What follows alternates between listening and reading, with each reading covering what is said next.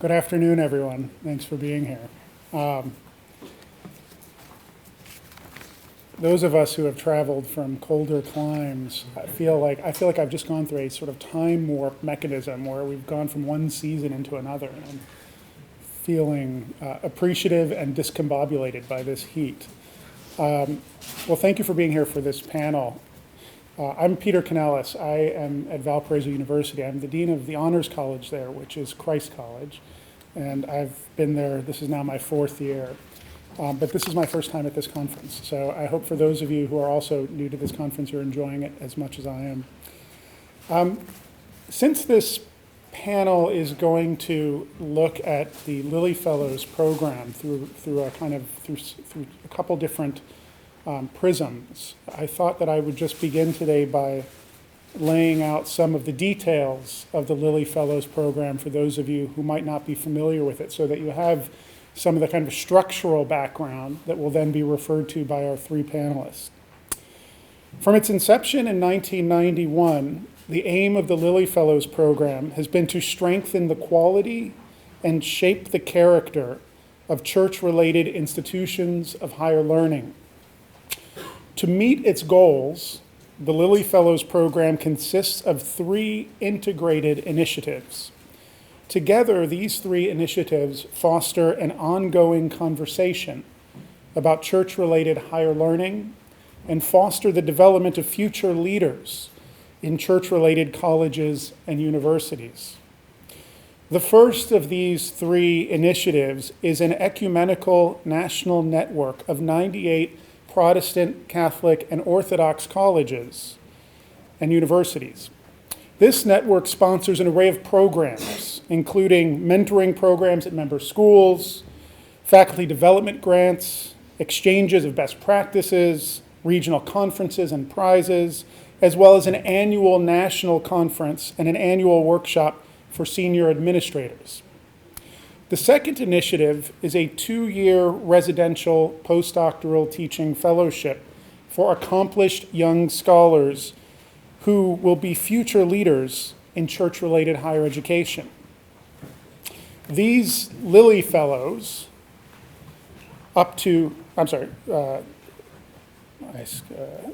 these Lilly Fellows, I just got new progressive lenses. Did anybody try progressive lenses and then everything sort of gets a little wobbly? All right, there. These Lilly Fellows, up to 3 per year, spend 2 years at Valparaiso University, where they teach and continue their scholarly or creative work and explore connections between Christianity and the academy. There have been 74 Lilly postdoctoral fellows, and many have attained the highest levels of scholarship, teaching, and campus leadership. So these fellows have been sort of seeded throughout the academy over the past 20 plus years. The third initiative is the Lilly Graduate Fellows Program, which supports exceptionally well-qualified men and women as they pursue graduate degrees in the humanities and the arts.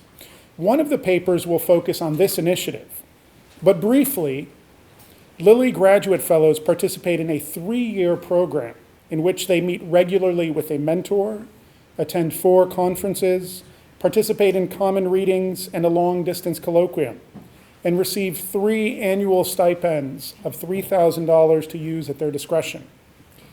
The program has and continues to develop clarity about the academic vocation, to provide opportunities to strengthen teaching, and to deepen their understanding of the Christian intellectual tradition. There have now been 125 Lilly Graduate Fellows, and many are in the program of this conference, as are a number of Lilly postdoctoral fellows. Are there any grad fellows or postdoctoral fellows in the room? Will you raise your hand? Okay, so as questions arise, these are folks who we can maybe direct some of our questions to directly. We have 3 panelists today, all of whom have been affiliated with the Lilly Fellows program, and I'm just going to briefly introduce them, and then they'll speak in sequence. First, we have Joe Creech, who's a historian and director of the Lilly Fellows program in humanities and the arts. He also teaches history and humanities at Christ College, the Honors College of Valparaiso University. Then we have Jane Kelly Rodeheffer. She's a philosopher who currently holds the Fletcher Jones chair in great books at Pepperdine University in California. And then third will be Mark Schwehn, who is the founding director of the Lilly Fellows Program. He served also as the Dean of Christ College, the Honors College of Valparaiso University from 1990 to 2003, and as Provost of Valparaiso University from 2009 to 2014. He currently teaches humanities at Christ College. So we'll begin with Joe Creech. Thanks, Peter. Thanks, Darren, for having us. Thank you all for joining us for this session. We're full of barbecue, so I'll try to be lively. My aim in this brief paper is to describe the way the Lilly Fellows Program in Humanities, the Arts, which I'll refer to as the LFP from this point on, has contributed to the landscape of church-related higher education since its inception in the early 1990s. And once I've done that, to offer an assessment of the current landscape in light of the LFP's history and emphases. To do so, I'll do four things. First, I'll just note the landscape that was there when the LFP emerged in the early 90s. Perhaps the bulk of my paper will be to outline the LFP's assessment of an approach to that landscape, which was rooted in, among other things, Mark Schwehn's landmark volume, Exiles from Eden. I have a copy of it here. I noticed it was out on the book table. Third, I'll narrate the actual impact the LFP and similar organizations had on church-related higher education. And finally, from the LFP's point of view, note three challenges in the current context moving forward. A few caveats, like everyone else, I have 20 minutes, so this is highly compressed, and hopefully we can dig into some parts of this that particularly interest you in the Q&A. I'll focus also on church-related institutions, not the relationship of faith and learning generally or the place of religion in higher education generally. Now, those serve as a backdrop, certainly for my comments, but I'm going to focus on church-related institutions. And neither is this an exhaustive narrative of the subject. Those exist. They're currently being written. I actually have a sheet of references up here, some that I'll refer to as I'm going. I got about 15 copies, or I can email it to you. You can look me up at lillyfellows.org. The other thing I'll say is that because the LFP, I think one of the real foundations of the LFP is that it's ecumenical, my assessment particularly of the current issues going forward will be those issues that I see as affecting the entire range of church-related institutions. So, for example, while some might identify particular tensions with denominational bodies or things like response to the ACA or religious freedom as the key or most important issue folks are facing, or just financial pressures, which affect the vast majority of small institutions.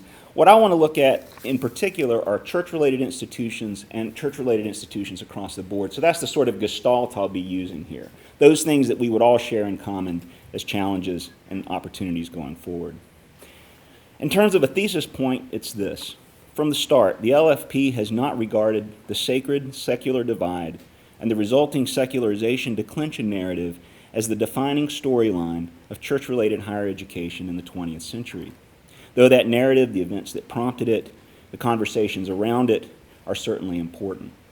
Rather, at the heart of the matter, the challenges facing church-related higher education then and now are the same ones facing higher education more generally. And those challenges stem from the idea that, at its core, the academy is fundamentally disordered. And this disorder is rooted in the creation and persistence of features integral to the modern research university itself. These problems arise from two fundamental disjunctures. On the one hand, the separation of research from teaching, and on the other, the separation of teaching from the cultivation of virtue. In individuals, these ruptures resulted in a tension between research connected to advancement within specific disciplinary guilds over and against teaching and service in local institutions. Institutions reflected these ruptures in a lost vision of educating whole people within communities of inquiry. And for the LFP, the remedy has been to reorder or to reimagine, as people and as institutions, academic vocation and institutional mission as centered on the practice of teaching. Colleges and universities should become communities of spirited inquiry aimed at imparting knowledge that transforms both intellect and soul. So on to the story. When it emerged in the early 90s, the LFP addressed a landscape that we actually had laid out for us last night, in which church-related higher education, or the general connection between religion and higher education, was in crisis. From roughly the 1890s forward, forces such as professionalization, the fact-value distinction, a general de-Protestantization of public discourse, produced several generations of scholars who accepted as normative the estrangement between colleges and churches, between the academy and religion more broadly. An estrangement, in fact, regarded as normative even at most church-related institutions. Moreover, the composition of most church-related institutions was changing. Traditional student pipelines from denominations had dried up, student bodies diversified, and institutional representatives, ministers, priests, the religious, in residence or in the administration and faculty were slowly disappearing. Church-related institutions found themselves often unable to answer the most basic sorts of questions about institutional identity. Is my institution still church-related? Will it be in 10 years? And if it is recognizably church-related, what would that even mean? Would it mean that we have particular institutional representation among students or among faculty or among administration? Would it simply involve a robust student religious life?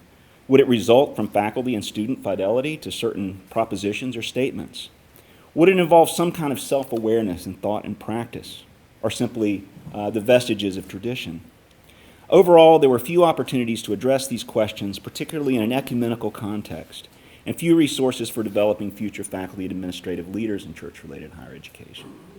So to address these concerns, in the early 1990s, sponsored in large part by Pew Charitable Trust, Lilly Endowment, and other philanthropic enterprises, scholars and academic administrators began to think generally about and devise programs to strengthen religion as either a subject of scholarship or to explore the role of faith or the role of people of faith in the academy at large. And at the same time, the LFP and other organizations, such as the Roman Catholic Collegium, focused on revitalizing church-related institutions. So within these efforts, the LFP emerged as the most important ecumenical organization attempting to address these issues. As noted earlier, the LFP identified a set of dilemmas at the heart of the academic enterprise itself that fueled challenges not only at church-related institutions, but in higher education generally. The heart of the problem was professionalization rather than secularization. Moving back to the 19th century, U.S. institutions of higher education, church-related or not, as Andrew Delbanco has recently stressed, had understood higher education to mean something like formation of the whole person within communities of learning. Now, of course, person, meant mostly white, male, and Protestant. Since the 1920s, the primary aim of U.S. colleges and universities shifted from educational formation and community to the production of knowledge and the credentialing of students for professional life. The production of knowledge required further the production and credentialing of more knowledge producers within increasingly narrow fields of study. Hence, by the post-war period, disciplinary fidelity, faithfulness to increasingly narrow bodies of knowledge became the fundamental basis for professional self-understanding and advancement. Moreover, these disciplinary imperatives shaped not just the general goals of the curriculum, but they shifted the goals of holistic education away from a holistic education in community to disciplinary specialization. Even at the undergraduate level, the curriculum aimed increasingly, as I said, its disciplinary specialization. And just think about the way that majors worked. For example, the literature major. No longer did the study of literature fit into the cultivation of the whole person, aiming at something like wisdom. Now, essentially, the literature major produced candidates for literature PhD programs. Please note, my point here is not nostalgia for the 19th century. I study the 19th century. I don't get nostalgic about it. Maybe sometimes, but not here. But rather, it's an awareness that in the 21st century, few colleges can articulate or enact a cohesive vision of what undergraduate education in the liberal arts should be outside of disciplinary expertise or something innocuous like critical thinking.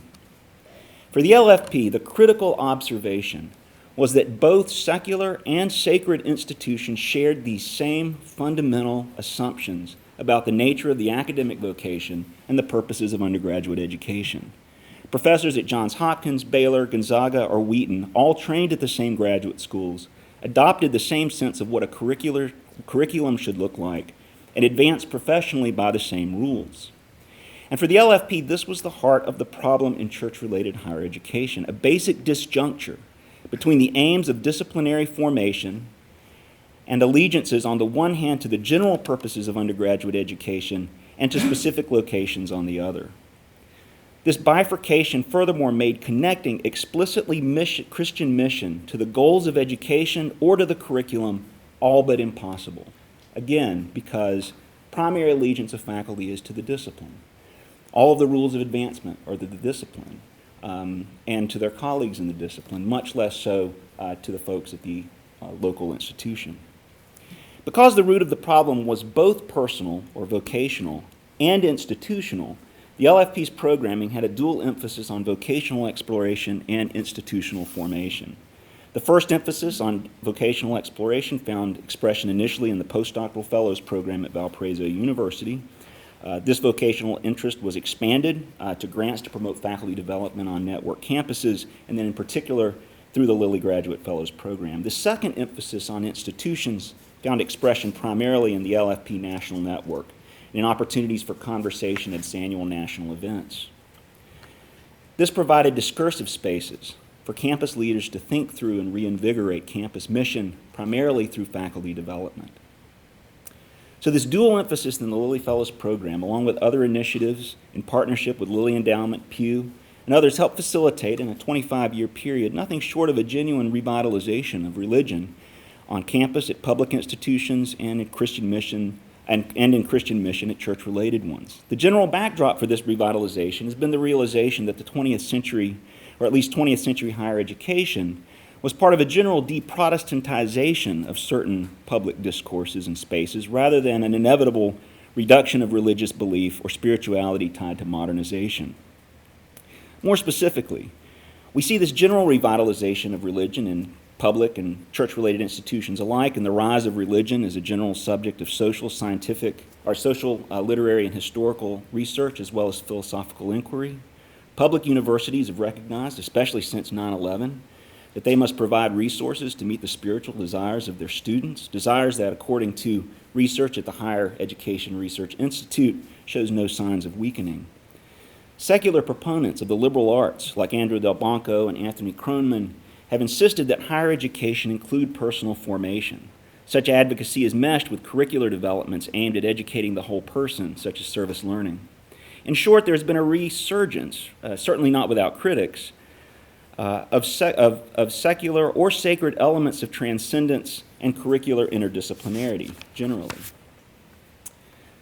The work of the LFP and other organizations at church-related institutions specifically has certainly been buoyed by this general resurgence of religion and spirituality, or spirituality in the academy.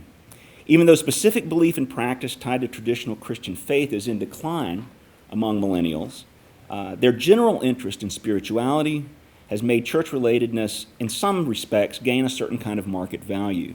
In many institutions, like ours, Lutheran or Catholic identity may have little sway in recruitment, but general appeals to educate the whole person or to Jesuit, Vincentian, or Christian values often do, both for Christians as well as for people from other faiths.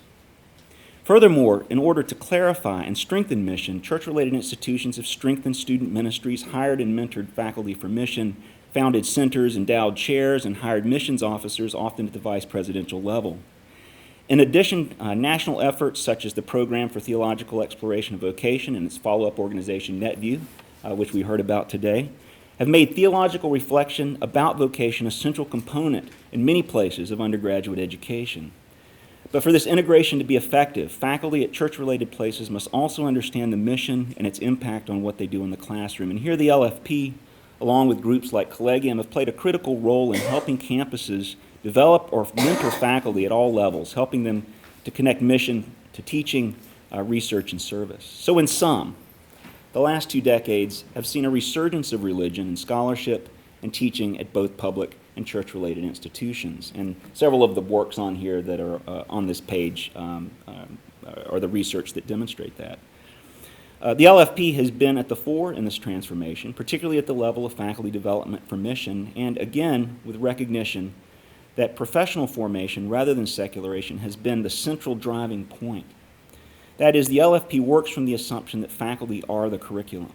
If the curriculum is to be missional, or aimed at some kind of educational coherence stemming from Christian faith and practice, specifically, or liberal learning more generally, and this thing is sticky. And if the specifically Christian mission of a church-related place should extend beyond chapel services, mission trips, or student counseling to the classroom itself, that is, if the mission is to be part of the central aim of the university, as understood to be educating students, then members of the faculty must be convinced that mission can, indeed must, connect to what they do in research and teaching. This, in a sentence, has been the aim of the LFP's programmatic initiatives, and we've certainly seen success. As Peter pointed out, there have been nearly 200 Lilly postdoctoral and graduate fellows, as well as 90 mentoring and faculty development initiatives at LFP campuses. To conclude then, even though church-related higher education is on a much firmer footing than it was 25 years ago, I'd like nevertheless to identify three critical issues that will actually be picked up by Jane and Mark. From the LFP's perspective, again, from an ecumenical perspective, that church-related institutions of higher learning face going forward. These are, first, church-related institutions must continue to interrogate the degree to which professionalization shapes their self-understanding and educational mission. It's a way of saying the LFP still has a lot of work left to do.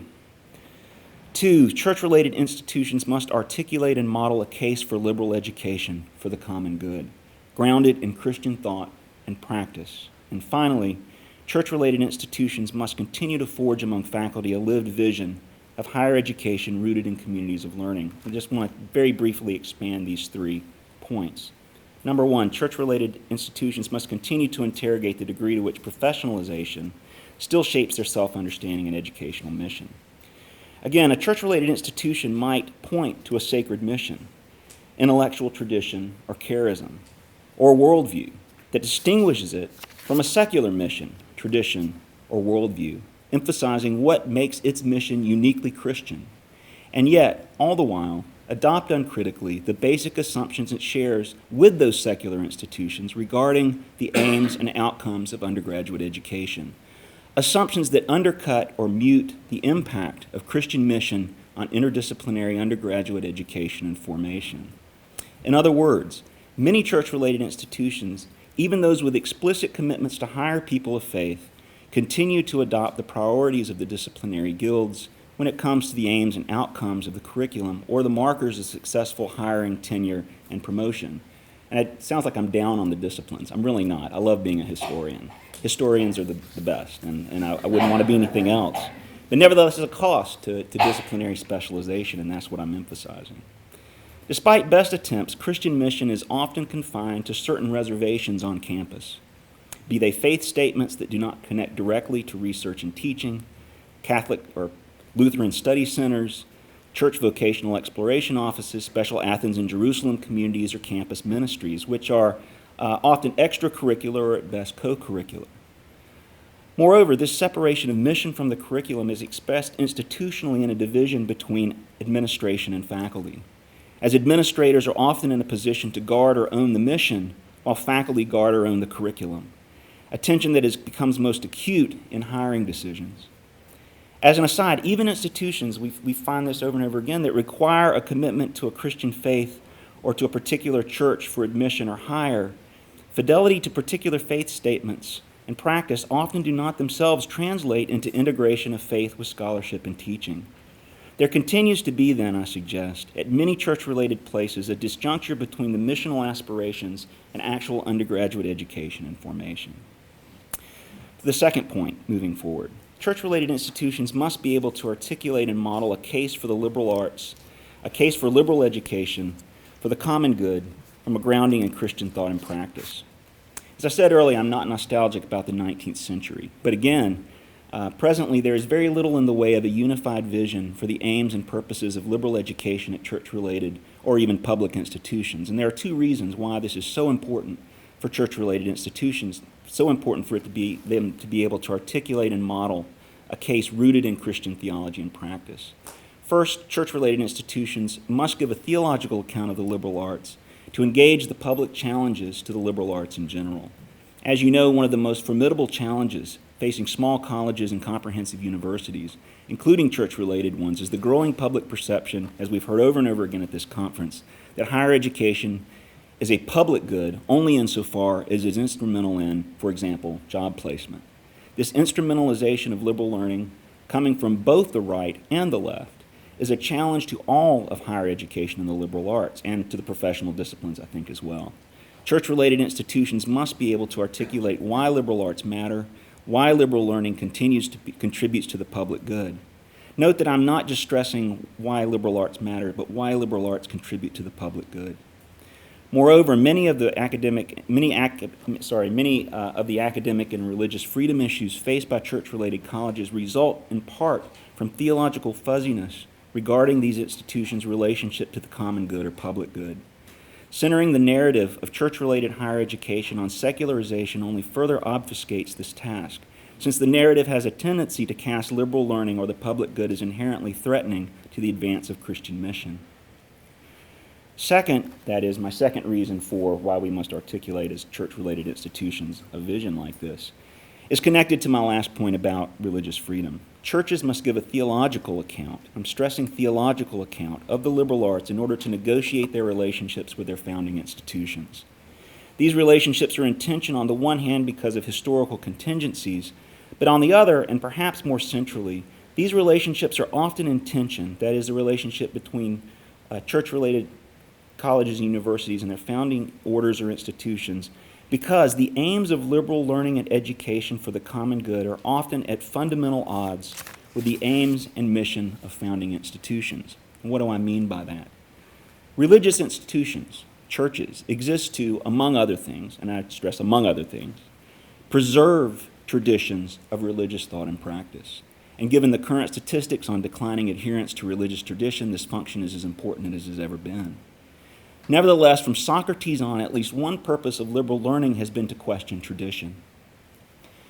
With this basic tension in the background, then, faith-based institutions must be able to articulate and practice an argument for liberal learning for the common good rooted in the traditions of the church itself.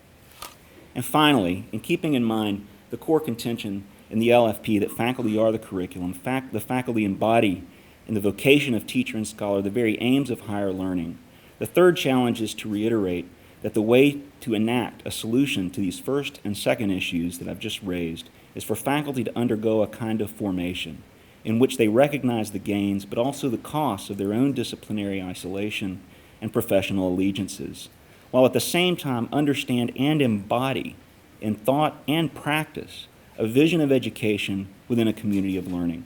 Addressing these concerns, then, must start in the hearts, minds, and practices of faculty. Hence, the LFP and church-related institutions, the challenge is to continue to stress personal formation, or in terms of faculty development, from graduate education through hiring, through faculty development, and on through faculty leadership. That is the path forward as it continues to be the primary aim of the LFP. Thank you. If there's anyone in the hallway or in the back, there are some seats up here.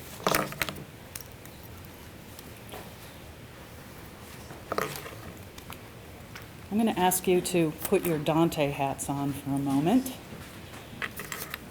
In Canto 18 of the Purgatorio, Dante exhorts his teacher Virgil to expound on the nature of the great love that seizes the mind and will and is the seed, quote, the seed of every virtue, unquote, and every sin. Following Aristotle, Virgil describes this love as, quote, a movement of the spirit never resting, as long as it enjoys the thing it loves, quote. Nevertheless, the soul can easily be led astray because although such love seems always good, the soul, every seal is not a good one, even if it is imprinted in good wax. Indeed, the soul requires the exercise of free will to direct that love to its proper end, which is God. In this paper, and using Dante as a touchstone, I would like to ask how a Christian graduate student might be mentored into the proper direction of her love in the practice of teaching and learning. Before moving on to that question, however, let us set the stage by returning to the Purgatorio for a moment. At this point in their journey, Virgil and Dante are on the fourth terrace of purgatory. Love of evil objects has been corrected on terraces 1 to 3, and excessive love, in the form of avarice, lust, and gluttony, will be corrected on terraces 5 to 7. In a moment that mirrors the very beginning of the Commedia, Dante the Pilgrim once again finds himself in a middle place. And it is here on the fourth terrace that he and his mentor pause to consider the problem of insufficient love. Indeed, throughout purgatory there occurs an intense scrutiny of the self and the objects of its love.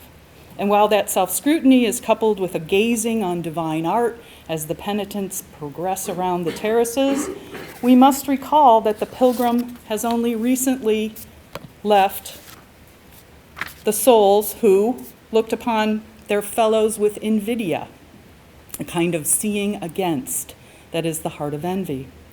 As a result, they find themselves in purgatory with their eyes sewn shut, forced to rely on their inner vision if they are to begin to glimpse the divine love that moves the sun and the other stars.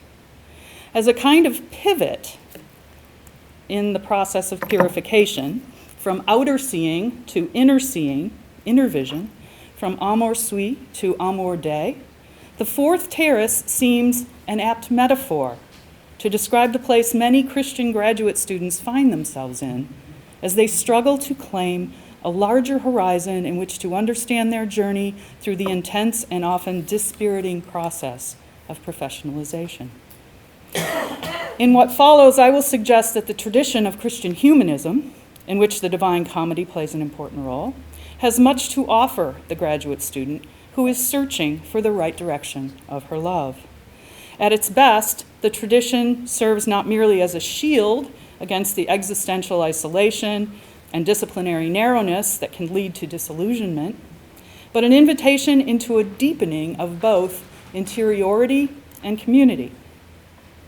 As one of the founding mentors, with Michael Beatty, who is here in the room, in 2008 of the Lilly Graduate Fellows Program, LGFP, I have been privileged to work with over 30 fellows in Cohort 1 and Cohort 6.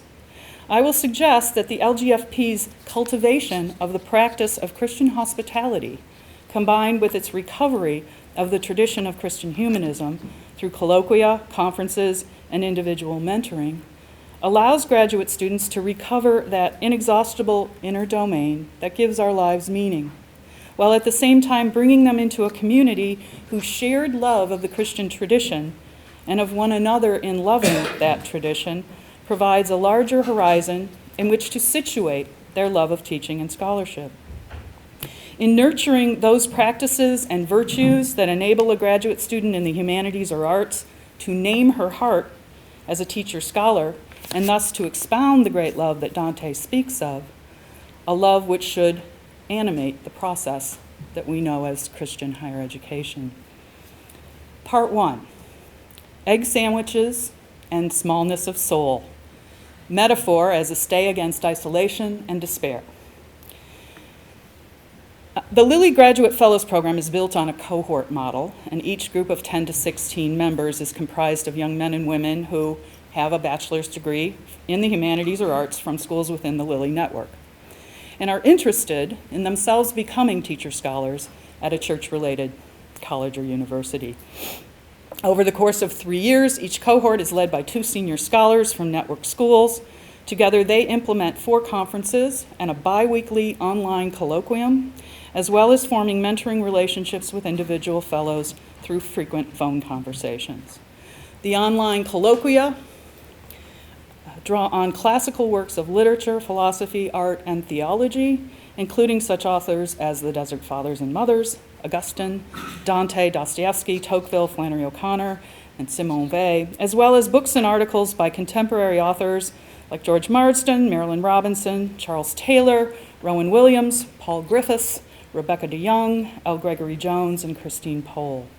The colloquia and conferences focus on themes ranging from Christian hospitality and the vocation of the Christian teacher-scholar to virtue, spiritual friendship, secularism and belief, and models for composing a life within the academy.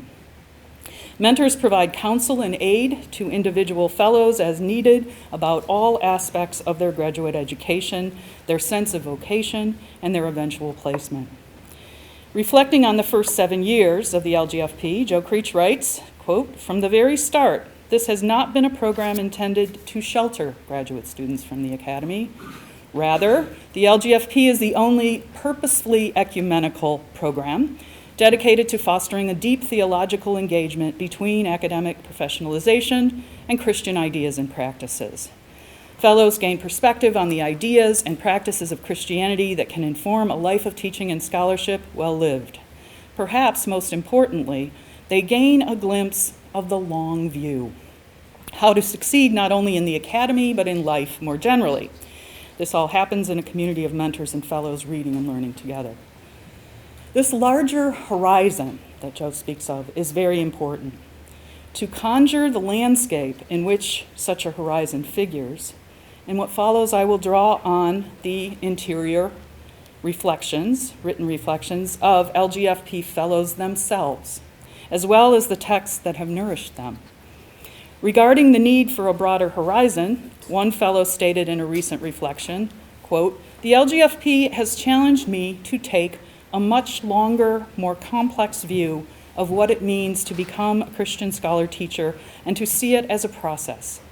L. Gregory Jones's Negotiating the Tensions of Vocation, which we read at the conclusion of our final semester, emphasized the difficulty of pinning down a lasting, exacting definition of vocation. Instead, Jones argued that Christians ought to, quote, continually narrate and re-narrate the dramas of their lives in relation to God in order to embody a continually adapting and ever-changing conception of vocation," end quote. Perhaps the most immediate need the LGFP strives to meet is the sense of isolation and work-related stress experienced by many graduate fellows as they transition from a church-related college to the very different atmosphere of an R1 university. This isolation can become even more intense in the third year of study, when many fellows are finished with coursework and find themselves forced to adhere to a punishing and solitary schedule of studying for comprehensive exams. In our online colloquia, discussion of the character of Ivan, the author of The Grand Inquisitor and the Brothers Karamazov, inevitably invites comparisons to the life of a graduate student. An ongoing hypertrophy of the intellect and its attendant emotional stress that cuts one off from the human goods of friendship, family, and spiritual life. To cope with her own isolation, one recent fellow reached for an aesthetic metaphor from Marilyn Robinson's novel Gilead, which we had read and discussed in the online colloquium. When her initial goal of writing her dissertation, nestled in the comfort of her extended family, was thwarted by a rare Fulbright opportunity, she found grace in egg sandwiches, just like John Ames, the protagonist of Gilead. In her final reflection on the program, she writes, quote, "Like John Ames, I get by on egg sandwiches. Thanks in large part to Marilyn Robinson, they have become far more than just a stipend-friendly, no-hassle dinner on a busy weeknight. To me, egg sandwiches mean waiting for real life to begin. Now, I do understand the importance of this time in my life. I am an apprentice. I am learning a craft. My physical and intellectual needs are all met. But again, just like John Ames, I am lonely. I sometimes feel like I am eating an egg sandwich in a dark kitchen while everyone else is living her life. My community is so transient.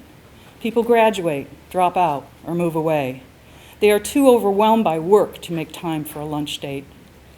I had an epiphany earlier this year," she writes. "I woke up one morning ABD and dissatisfied with the way I had spent the last 3 years. I was proud of my work, but not much else. I decided to start over. I would move back to my hometown and commute to the university 2 days a week. I would live close to my family, and I would finally have that 9-to-5 life with a bright kitchen devoid of egg sandwiches. I thought I was meant to go backwards. God had other plans. In Gilead, he sent Lila. He sent me a one-way ticket to New Delhi. I was excited to get the Fulbright, of course, but also a bit miffed. How was I supposed to rebuild my community if I was 7,500 miles away? by extending it, apparently. John Ames recalled the dark days of egg sandwiches to his son as a way to show him how grateful he was to have a family, to say that his son was, quote, God's grace to him, end quote.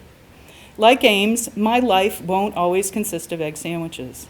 The Lilly Graduate Fellows Program calls me to be a better academic, to have high standards for community, hospitality, service, and character. The next year in India gives me a chance to strive toward these standards. I need to be more intentional about community. Most of all, I need more patience with myself, more grace. For another current fellow, chronic stress is a soil in which the vice of pusillanimity, or smallness of soul, can easily grow and fester. In a recent reflection, she searches for a remedy. Quote, maybe chronic stress requires a treatment plan. I am reminded of Rebecca DeYoung's Glittering Vices, which we read alongside the Purgatorio in colloquium, and in particular her opening account of pusillanimity, the vice of smallness of soul. According to DeYoung, those, quote, those afflicted by this vice, wrote Aquinas, shrink back from all that God has called them to be. The pusillanimists rely on their own puny powers and focus on their own potential for failure, rather than counting on God's grace to equip them for great work in his kingdom, work beyond anything they might have dreamed for themselves, end quote.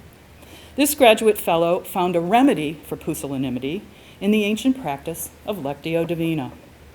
She recalled how her cohort, quote, prayed the divine hours during the season of Advent, taking time to bookend each day, morning and evening, in quiet prayer. The discipline of daily prayer reinforces our unworldly motivations, our call to serve God with gladness and singleness of heart. That singleness of heart is the pattern I wish to cultivate, to subsume all of my motivations under the single mission of following Christ in my present circumstances, end quote. As these two reflections suggest, reading and discussing texts like the Brothers Karamazov, Gilead, and Glittering Vices can serve as an occasion for reflection on the narrative arc of one's own vocation, into which the lonely graduate student can lean, and through which she can perceive a larger horizon because she finds herself, as another fellow suggested, quoting the end of the Purgatorio, quote, renewed with new-sprung leaves, pure and prepared to rise up to the stars. Part 2, Christian hospitality and the horizon of well-ordered love. While the practices of reflective writing and Lectio Divina can provide an initiation into the right direction of love in such a way that, as Augustine points out, things become evident that would otherwise remain hidden, the LGFP also seeks to introduce various communal Christian practices. Along with keeping Sabbath and communal worship, the practice we have found to be most central to the Fellows' experience is that of Christian hospitality. We begin the inaugural conference with this theme and is built into the very fabric of the program, in particular the theme of hospitality to the stranger, xenia, which is familiar to many of the Fellows from their reading of Homer's Odyssey. The code of hospitality is important for understanding the theme of table fellowship in the Gospel of Luke, where Jesus is at table 8 times, more than in any other gospel. Indeed, hospitality is central to his ministry.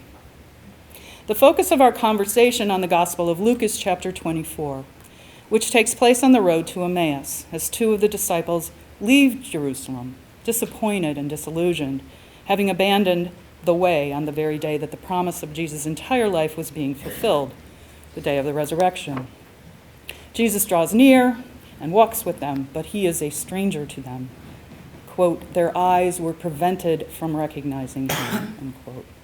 In this passage, Luke stresses the disciples, not the change in Jesus' appearance.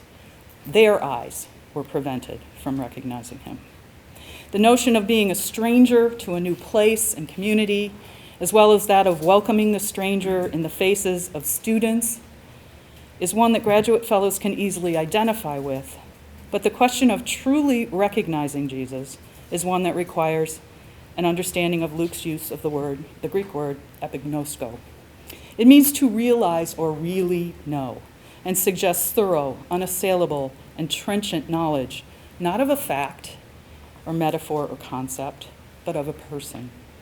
Knowing a person thus presupposes a personal relationship, one based not on external appearance, but on mutual disclosure and inner attunement.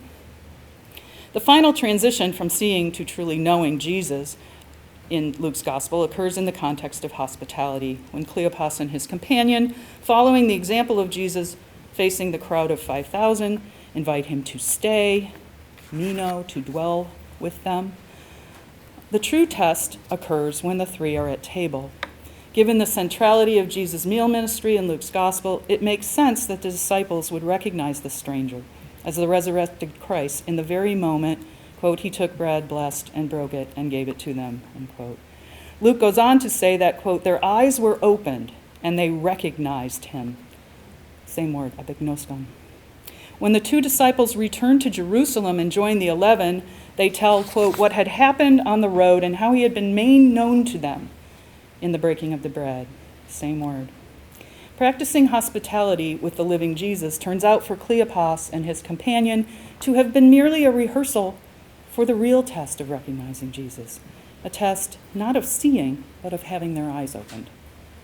The disciples thus bear witness to the axis upon which true recognition depends, a conversion of heart on the part of the knower, a process that unfolds within the context of hospitality.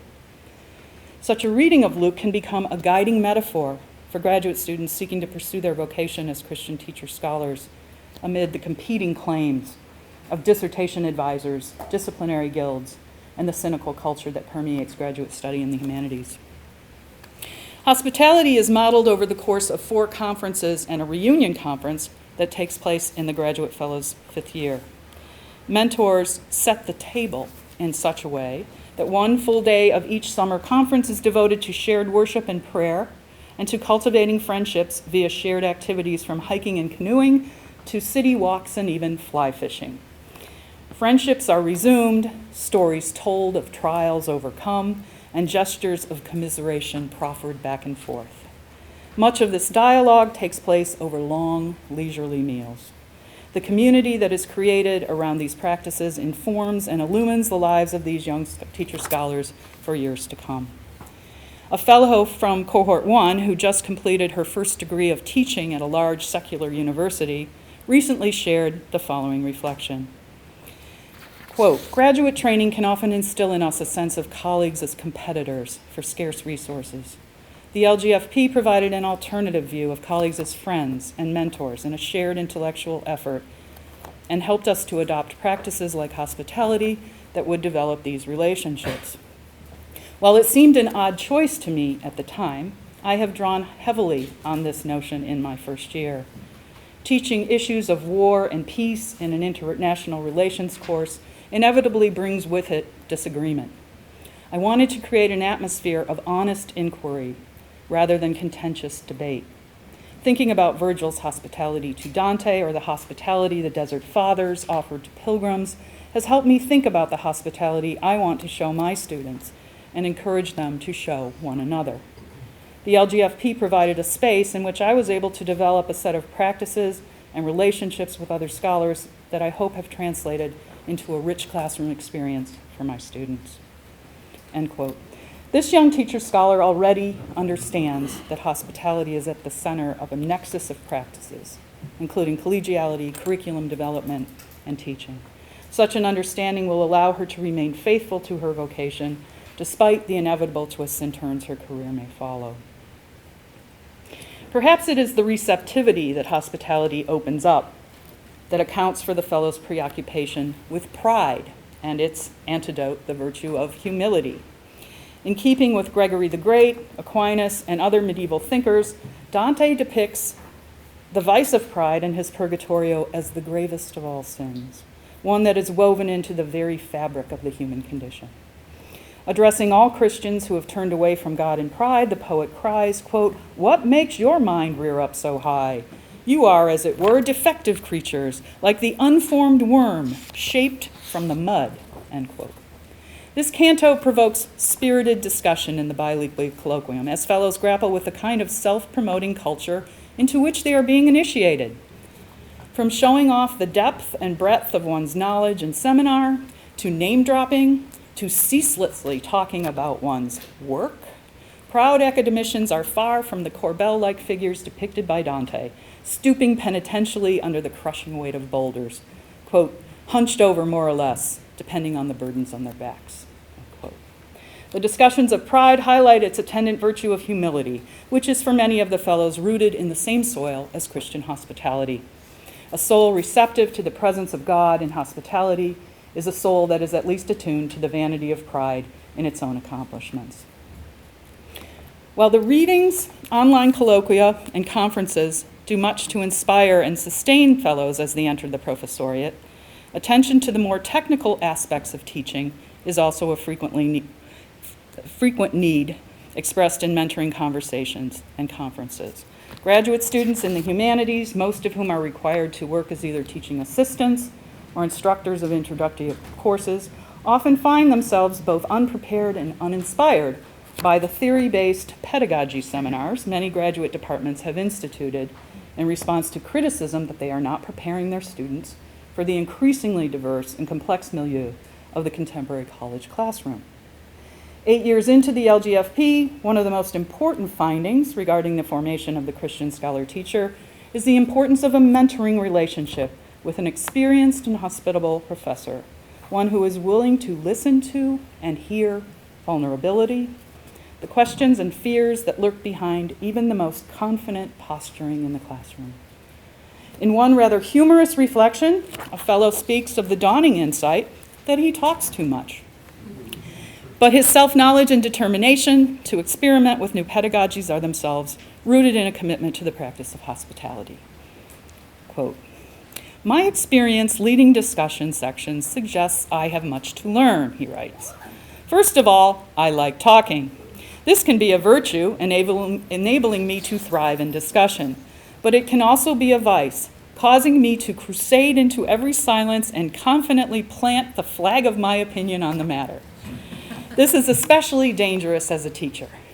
I do well with those students who resemble my undergraduate self, eager to talk, willing to interrupt. But those students who need a bit more space, a bit more time, do I make my classroom hospitable to them? The discussion section format seems to set me up to be vicious, not virtuous, so I am fighting back. I am trying to talk less, to relinquish control over the direction and outcome of the conversation. My Lilly mentor is a storehouse of wisdom on this front, and our conversations have helped immensely. Surely I can better help all students if I attempt to understand how they work and provide them with opportunities to thrive. Practically, this has challenged me to welcome different learning and communicating styles and to provide greater variety in class formats, including in-class writing, pairing off, and small group discussions. Personally, I hope these attempts at sympathetic imagination will form me into a more selfless, hospitable person. A fellow in cohort 6 who teaches writing speaks of the ways in which her practice of teaching underwent a sea change, also after a conversation with her Lilly mentor. Quote, the continual realization that students are loved deeply by Christ has changed my approach in structuring classes. A truly great day in the classroom is one that bends to answer student questions as they arise and flexibly meets students' needs by taking into account their complexity as humans, not as vessels to pour knowledge into. My Lilly mentor once advised me to interrupt the usual pattern of the course and just offer hospitality, rather than rushing into new content with my freshmen as I was inclined to do. I brought them cookies, and we talked about being homesick and overwhelmed by college for 10 minutes before moving into the lesson. I will forever be grateful for this advice because not only did it work, it made me stop and think deeply about how it feels to be a freshman student during the first semester of college, and it enabled me to approach the complexity of my students in a helpful way. When I write a syllabus, I have started to think about the rhythms of the academic year and the natural cycles that students go through, instead of just counting out the number of pages to assign for each class. These are small examples, but they reveal an overarching theme. While fear is limiting, love opens up new possibilities, especially for how one thinks about teaching. I want to be the sort of teacher who is willing to change, however slowly or awkwardly, in order to love students more authentically and fully. Conclusion. As the hospitality of mentors toward our graduate fellows bears fruit in more inventive pedagogies and hospitality to their students, so our stewardship of foundational ideas and themes from the Christian tradition gives rise to reflections on teaching like those above, which are themselves models of Christian stewardship. In its Trinitarian approach to enhancing graduate education through conferences, colloquia, and mentoring centered on the tradition of Christian humanism, the LGFP does indeed represent an imaginative reformulation and implementation of an agenda for church-related higher education in the 21st century. And so the long view that Joe Creech spoke of in describing what the Lilly Graduate Fellows Program provides its fellows, of, quote, how to succeed not only in the academy but in life more generally, becomes an even longer and, dare I say, eschatological view. Quote, certainly we shall rise, unquote, says Alyosha, speaking of his hope in the resurrection to the young boys gathered around him at the end of the Brothers Karamazov. Quote, certainly we shall see and gladly, joyfully tell one another of all that has been. Thank you. I'm going to be future-oriented in this paper, but you'll be relieved to know I'm not going to be defending my favorite proposition contained in a penultimate topic sentence in one of the honors theses I received from a student. That sentence read, "The future lies ahead." Wanting to be constructive, I wrote in the margins, "Great, you've mastered the art of short and punchy topic sentences," 4 words. Second, I said it's very good that you've formulated a topic sentence that you can reasonably defend. And then I went on to offer some critical suggestions. Always start with constructive criticism. The Lilly Fellows Program in Humanities and the Arts is just over 25 years old. In its mission statement, formulated in the mid-1990s by the then newly created National Network Board, read as follows, quote, the Lilly Fellows Program in Humanities and the Arts seeks to renew and enhance the connections between Christianity and the academic vocation at church-related colleges and universities, close quote. Though the work of the Lilly Fellows Program over the last quarter century would be difficult to summarize, one could say that the life of the organization really was nourished and directed primarily by questions about the relationship between the Christian faith and higher learning in all of its many dimensions. And indeed, over the course of that time, many LFP member schools started on their own campuses centers or institutes for faith and learning. Baylor was and remains one of the leaders in those initiatives, as you've all seen. Looking forward to the next 25 years, I suspect that at least one of the major foci of the LFP, and I think of church-related colleges and universities generally, will be the question of faith in learning. Faith in a particular kind of learning called liberal education, especially but by no means exclusively in the humanities and the arts. As all of you here know, although the last 25 years have witnessed something of a revival of religion in higher education, the same period has witnessed a decline in liberal education, however one chooses to measure it. The same people who celebrate the one upward movement lament the other downward spiral. And some wonder if the two are related to one another. It's perhaps too early to tell. During my remaining time, I should like first and briefly to introduce some historical considerations that have a direct bearing upon the relationship between religion and liberal education in this country. Then I'll contract the focus from liberal education generally to one aspect of it, namely its alleged capacity to integrate the several parts of an education into a whole. And finally, I'll sketch out one among many ways to conceive of such integration in the context of church-related colleges and universities. So before we blithely proceed to argue that a salutary marriage between Christianity and liberal learning might be easily consummated or renewed as a way of enriching all of American higher education, we should be mindful of the obstacles to such a vision. As a matter of fact, many Christians, especially Christian students of the humanities in the United States, have been, for good historical reasons, somewhat suspicious of liberal education, and especially the study of the humanities, as a replacement for, rather than a complement to, Christian piety, thought, and practice. One of the best books yet written on liberal education in the United States is James Turner's The Liberal Education of Charles Elliott Norton. Norton was a prodigious educator a century ago, and his influence upon education in the humanities lasted a very, very long time, certainly through at least the 1950s. Turner's book culminates with a chapter entitled, quote, "The Invention of Western Civilization," unquote, a concept that Norton invented as the bearer of his own new religion, as he called it, whose scriptures were great works of the human imagination. Summarizing his estimation of Norton's achievement, Turner writes, quote, "Norton's hands had shaped into new form the ancient clay of liberal education. The introduction into the curriculum of the fine arts and an expansive poetry, the insistence on the practicality, the relevance to daily life of the liberal culture defined around these new subjects. The replacement through this culture of ebbing religiosity with a new secular spirituality coaxed from art and literature. The setting up of these new humanities as a counterweight to American materialism.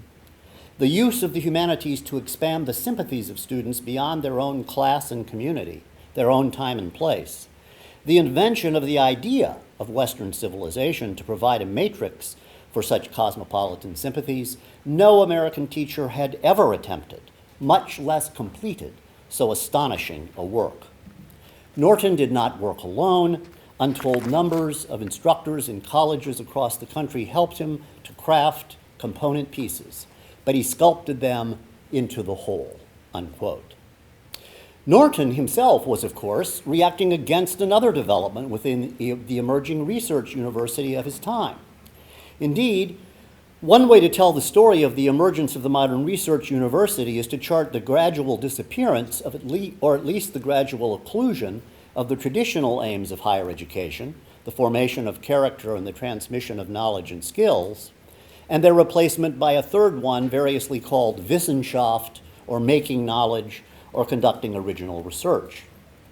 No scholar has formulated this matter as clearly, as incisively, and as forcefully as Max Weber in his celebrated essay of 1918 entitled Wissenschaft als Beruf, best translated, I think, as Academics as a Vocation.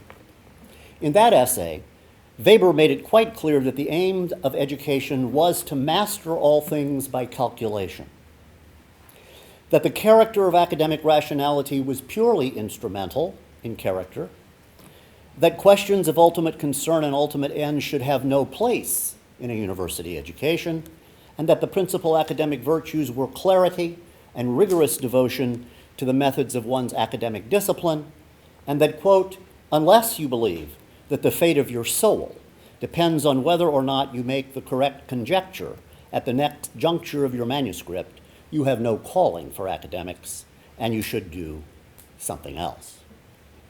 We do not have the time this afternoon to show how all of these separate claims were part of a larger whole, but we should note that the ascendancy of Wissenschaft, of making knowledge, to the position of supreme aim of higher education in the 20th century was historically and philosophically linked to a worldview that was in crucial respects the inversion of the Christian worldview.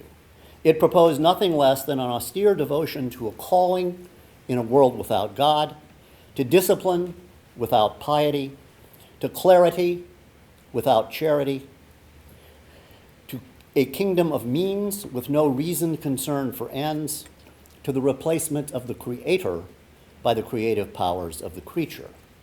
It was, in Weber's hands at least, a kind of transmutation, even a subversion of Calvinism. It was a courageous, chastened, and tough-minded vision, but as Weber himself understood, it was finally demonic. Milton's Satan hovers in the background of Weber's great essay, with all of his seductive appeal still intact. And we have all tasted, and many of us have enjoyed, the fruit of this particular tree of knowledge. This brief historical excursus should begin to give you some sense of the educational opportunity for church-related colleges and universities, like those represented in the LFP. A century ago, three things converged: the emergence of Wissenschaft as the primary normative aim of academic life, the emergence of Charles Elliott Norton's view of the humanities as offering a kind of secular spirituality over and against Wissenschaft, and the dramatic reduction in the number of church-related institutions of higher learning, due largely to the Carnegie Endowment's requirement that colleges and universities had to cut their ties with the church in order to receive Carnegie support for pension funds. Here now, a century later, the LFP schools and others like them are poised to renew and reimagine the purpose of liberal education, especially but by no means exclusively in the humanities, in a way that recovers the health of what has been crippled ever since the concurrent developments I have just described. Perhaps the primary indication of the restoration of educational health through a marriage of liberal education and Christianity would be the reintegration of fragmented college and university curricula into coherent courses of study. Here is a sampling of today's discourse about this matter. At the beginning of his book, College, What It Was, Is, and Should Be, Andrew Delbanco quotes a young man who seems to us today to be writing from another world. Quote, "There is not one truth in religion, another in mathematics, and a third in physics and art. There is one truth, even as there is one God," unquote. These confident pronouncements came from a Harvard student in 1825, less than 2 centuries ago. In the same year that Delbanco wrote his book, Brad Gregory, in his magisterial The Unintended Reformation, spent most of chapter 6 of that book, entitled Secularizing Knowledge, analyzing historically and lamenting personally the replacement of one truth by many truths, the fragmentation of knowledge into specialties and subspecialties, and the steady decline since the Protestant Reformation, according to Gregory, from a unified architectonic view of knowledge and truth, such as the one proclaimed by the Harvard student in 1825, to today's hyperpluralism. Another Catholic historian and former president of perhaps the premier liberal arts college in the United States, Williams, Francis Oakley, former president of Williams, concluded his own wise and eloquent study of the American college and the liberal arts tradition, entitled Communities of Learning, with a statement somewhere between the supreme confidence of earlier ages and the Jeremiads of our own day.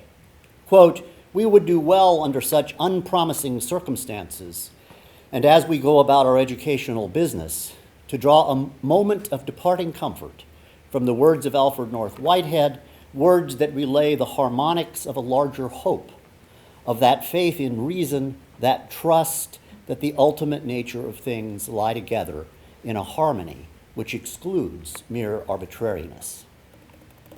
Are the lamentations of Gregory and the faint hopes of Oakley instances of terminal wistfulness, a kind of nostalgic longing for a return to a vanished age?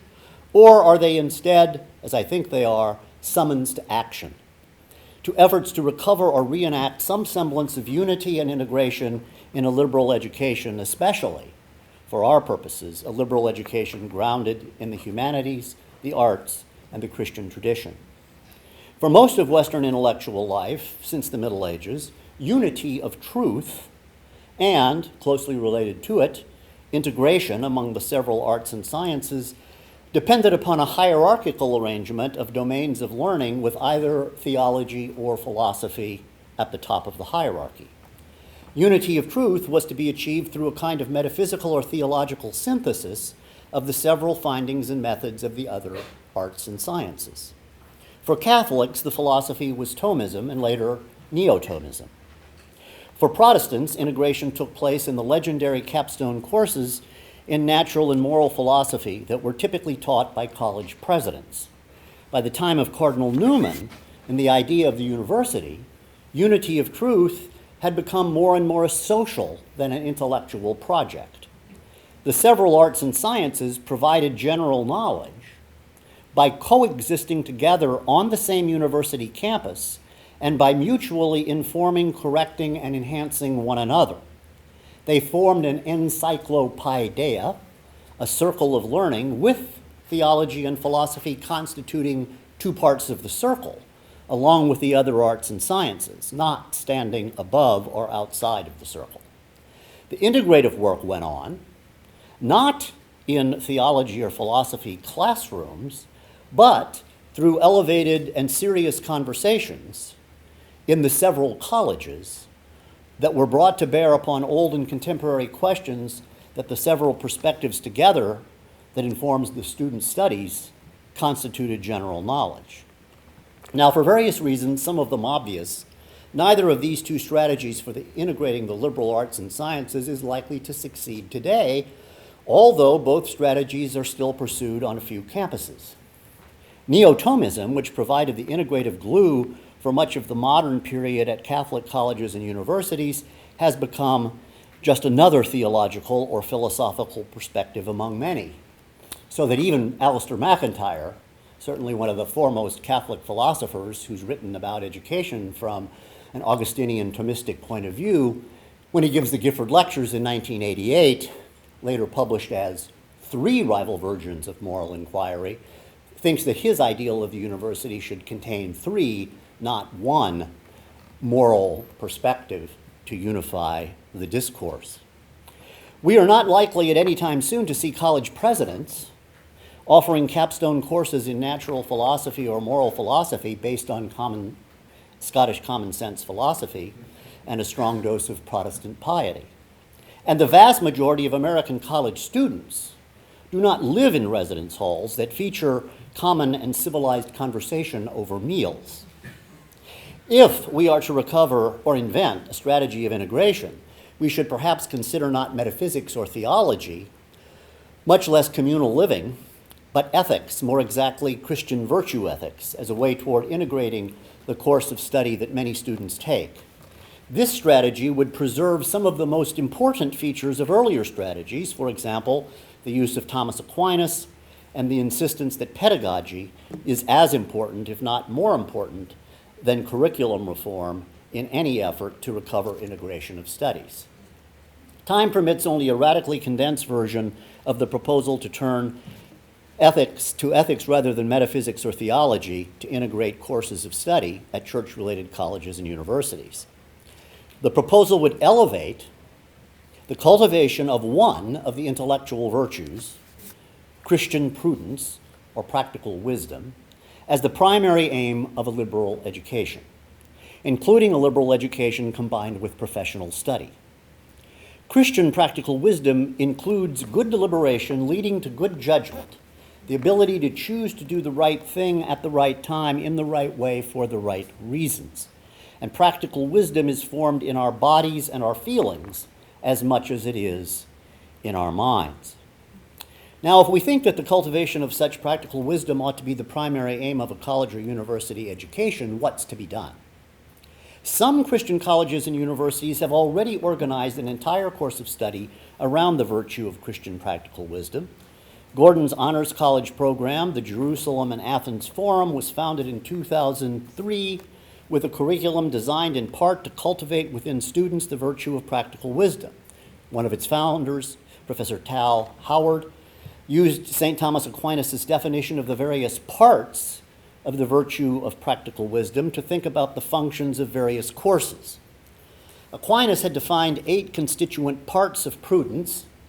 Joseph Pieper, in his discussion of that virtue, calls them prerequisites of prudence, which Howard and his colleagues in turn related to the content and purpose of various courses.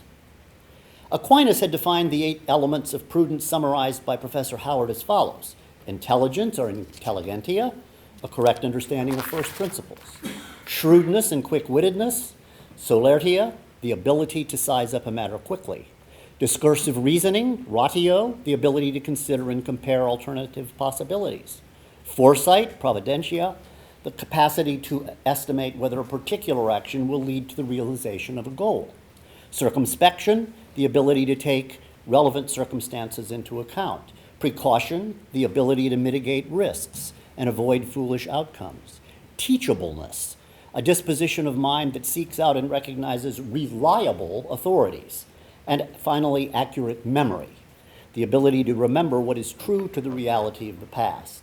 Now, even a cursory examination of this list will show both the capaciousness of the virtue of prudence or practical wisdom and the obvious relationships between its constituent elements and the primary purposes of various college and university courses. History, of course, for example, would surely have as one of the primary aims of history courses the cultivation of memoria. Construing many parts of liberal arts curricula as contributing together to form prudent students can provide renewed meaning and overall purpose to courses of study that have lost a sense of common endeavor. Such renewal would, of course, include the reconsideration and reform of course syllabi so as to bring them into an explicitly articulated integral relationship with one another. Although curricular innovations such as those at Gordon are very important, such large-scale reformations are very difficult to achieve, and grand schemes are meaningless unless the kind of teaching and learning that goes on arises from a collective sense that practical wisdom is all important. If we are serious about seeking to cultivate practical wisdom in our students as a primary aim of college education, we must above all else reform our pedagogy. The cultivation of practical wisdom should be undertaken classroom by classroom through the kind of assignments that are given, the kind of assessments that are done, and the kind of questions that are explored. The syllabus and its life in the classroom should be the primary location for renewal. In other words, the cultivation of practical wisdom will be contextual and circumstantial, dependent upon what is being taught to whom at what stage of their college education. For example, I recently taught an upper division interdisciplinary humanities course in Christ College entitled Making Things Right, and it investigated the role of the imagination in achieving justice or social harmony in a wide variety of contexts. In order to make the cultivation of Christian practical wisdom the primary aim of the course, I amended my own assignments, my own discussion questions, and my own statement of overall objectives for the course. Instead of restricting inquiry to textual analysis and interpretation and the thematic connections among the several assigned texts, I broadened the inquiry to consider how the imaginative strategies used by the writers of the text might be deployed in the lives of the students themselves to comprehend or remedy broken situations. I'd always ask questions like these.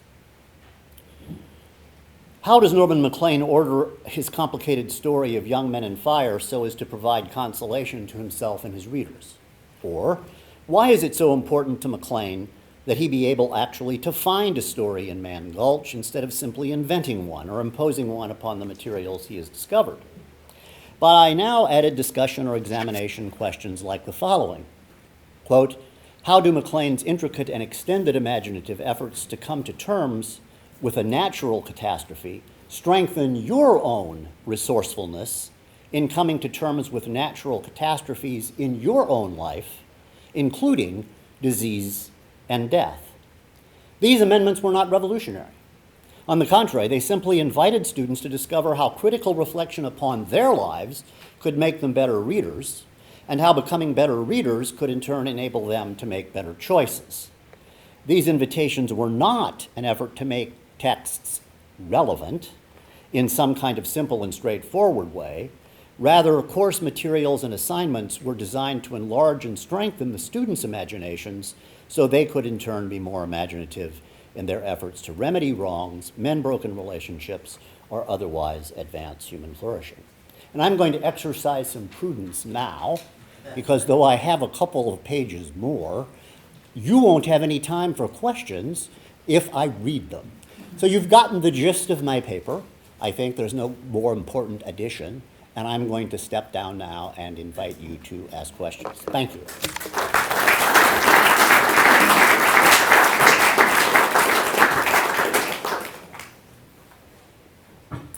Well, thank you to all our panelists for three very rich and provocative papers. We have a bit of time now for questions from the audience, and I would be happy to direct those questions if you'd like to raise your hands, if anybody has any. Yes, please. I wonder if I'm allowed to be nervous about the language of professionalization. I understand the way in which it's a problem that we're faced with, disciplinary fragmentation, the importation of the standards of graduate study or research university into our institutions, and all that kind of stuff. But the language is also a part of the reason why we say in matters of faculty governance that, as you said, the faculty is the curriculum. And so, and certainly we don't think that, or maybe this is my question, we don't think that we need less than disciplinary expertise of faculty. We need more than mere disciplinary expertise from faculty. And I want to ask you, is that what you mean? And I want to say that it seems to me a significant thing, one very significant thing about the Lilly Fellows Program is that its emphasis on developing faculty, because as we try to create institutions, it won't work for it to be a top-down thing. The faculty have to, in some sort of sense, it seems to me, own the identity and mission of our curriculum. So if you have comments or response to that. Yeah, and I think you're right. You answered it, I think, the way I would say it. So in approaching the postdoctoral fellows and approaching mentoring for mission on campuses in our Lilly Graduate Fellows program, the way I've often articulated it is this. What we're trying to do is provide a space. So for folks in graduate school, what we often find, and as we've had outside evaluators on this, is that what we provide is a unique space to step back and simply observe the professionalization that's going on. Because as we get postdoctoral fellows who, and again, I love being a historian, it's not as if there's anything, I mean, it is what it is. It's a professionalization process. We are, on the one hand, tasting the fruit, but at the same time, I believe in my discipline and am very, very happy with it in lots of ways. But what we see is that we're not aware of the professionalization process. So the first thing is simply becoming aware of the process as a process of professionalization that's taken place. One of the ways we get at this with the postdoctoral fellows is we will ask them, what teacher, what event as an undergraduate led you to become a professor? Because often what happens is, in professionalization, we lose whatever that sort of, to use the book of Revelation, the first love. And so part of what we try to cultivate in the graduate fellows is continuing that sort of wonder and love. I mean, if you go to graduate school because you love to read, you've got to be disabused of that, right? I mean, that's part of the professionalization process. It's a discipline. You're disciplining the mind. But at the same time, you don't want to lose that entirely. So we want to help folks assess the cost, assess the cost of what's going on and think about a sort of parallel formation, either during graduate school or after graduate school, to sort of, in a sense, we want to call it recover our first love, to be able to get back into the minds of our undergraduates. Because again, the professionalization process is to produce producers of knowledge, not to produce undergraduate teachers. And so, not exclusively, lots of graduate schools have ways to do that, but we're trying to correct that process. If I can amplify that just a minute, Storm. I think that the project of the Lilly Fellows Program is not to kind of vitiate or deny the importance and power of the disciplines and to deny all the goods they provide us with, but basically to situate disciplinary work within larger, to pick up Jane's language, horizons of meaning and value, and to reinstill in people the fundamental sense of the academic calling, which is to serve and edify others. And I think once we do that, we don't have to deny the disciplines, and we don't with our fellows that are postdocs. We give them a lot of space to turn that dissertation into articles, et cetera, et cetera. And so I think Jane said it well with demonstrating many examples how situating this within a larger horizon of meaning and value is key. Bonhoeffer in the Ethics, when he talks about vocation, says, the medical profession is a very good profession, and 80% of the time, that kind of work should be done within the constraints of that discipline and practice. But there comes a time when you have to be ready to stand up for medicine itself and science and public health, and if things come to a whole crisis within your profession, you've got to go beyond that in order to see to it that human beings flourish, because the profession itself can become corrupt. And of course, Bonhoeffer's thinking of a bunch of pastors who decided my job is just to proclaim the word, never mind what's happening out in the streets. We want people to pay attention to what's happening in the streets as well.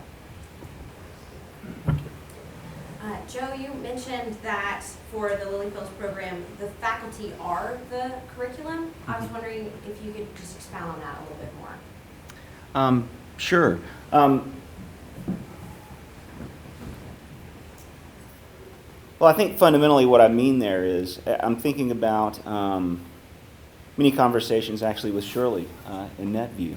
I should ask you to do this. I remember one of the insights, one of the things that brought this clear to me was I know with NetView you work with undergraduates, primarily about vocational, all of this stuff we're talking about at the undergraduate level. But I remember you told me one time that what you've come to realize is that that if faculty can't understand their own vocation and can then help guide undergraduates in their own vocational formation. In other words, undergraduate formation sort of begins with faculty formation. And that I think is sort of what I'm trying to get at here. But I think what I'm trying to get at by saying faculty are the curriculum is a deep belief, I think, for all of us that teach, that simply handing somebody a book or a list of books is not the same as teaching. And so it's that physical presence with somebody, connecting and teaching and instructing, that is the curriculum. That's where education and learning takes place, not simply handing someone a list of books. And so I think that gets at, we keep wanting to, I think one of the things of the Lilly Fellows program is to stress knowledge and practice, that we're enacting, that we are physical beings and connecting to certain practices, not just reading and learning things. So I think that using that language tries to get at that. And to supplement it, I mean, to turn a phrase, you might say that the faculty are the logos of the curriculum made flesh in the classroom. Okay? The logos of the curriculum made flesh in the classroom. If the faculty don't embody the fundamental values of the institution and don't convey that in structuring that whole community of learning, and don't teach in a certain way their pedagogy to deliver these subject matters, however beautifully they're arranged, then you're still going to wind up with a kind of shambles. We have time for one more question. Please. Colleagues, thanks for all three of your papers. Mark, I'm especially appreciative of your invitation to help students understand and practice prudence, and to find in it integrative resources. That the two preceding ways of doing this, you think, maybe are hopelessly lost in our cultural milieu. My question is this: can an education in such practical wisdom stand apart from those two preceding ways of integrating an education? So I'm mindful in Aristotle's ethics, prudence is learned in a company of friends who, in their dependence on one another's aspiration for greatness and excellence, learn what it means to exercise practical wisdom, and it's all ordered teleologically. Dante learns practical wisdom in the company of the saints, led by Virgil, and of course they're all oriented toward a theological end. So what does it look like for us to depend on prudence, practical wisdom, shorn of those resources or deprived of the richness that they once had? Excellent question and very good observations, and I appreciate them as a kind of supplement to what I said. I mean, certainly Aristotle thinks of the ethics and the politics as one book in a way, and unless you've ordered the right community of learning, you can't possibly cultivate on your own in an individual classroom the virtue of prudence, just for the reasons you gave. I do think that what you need at least are intense conversations among faculty where they do these calibrations of their syllabi, seeing them as parts of a larger whole. And you need a faculty who understands that part of faculty responsibility, a much larger part than most faculty appreciate, is the responsibility they have for ordering the whole of the community within which these inquiries and these aspirations are realized. So you're exactly right. One has to rekindle not only a sense of common endeavor, viewing one's own course as part of a larger whole, one has to rekindle a kind of civic spirit where the faculty really understands that one of its major responsibilities is to see to it that the kind of community they have helped to create, along with others at the institution, student affairs people certainly, the administration, can basically carry those kinds of inquiries forward successfully. Well, we deeply appreciate this company of friends, both the panel and the audience. Thank you all for being here this afternoon.